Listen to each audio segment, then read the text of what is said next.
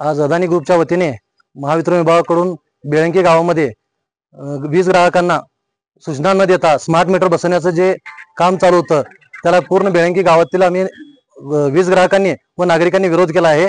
आणि जे काही त्यांनी 10-15 स्मार्ट मीटर बसवलं होतं ते त्यांना आम्ही आत्ताच्या आत्ता काढण्यास सांगितलं आहे आणि यापुढे या गावामध्ये स्मार्ट मीटर बसवायचं नाही असं पूर्ण बेळंकी गावातील नागरिकांना आम्ही सूचना दिल्या आहेत। त्याचबरोबर कुठल्या ग्राहकांना विना विचारता जर बसवत असतील तर त्यांनी ग्रामपंचायत येऊन तक्रार करावी त्यांची आणि तेच मीटर काढायला लावावे एवढीच विनंती व्यक्त करतो।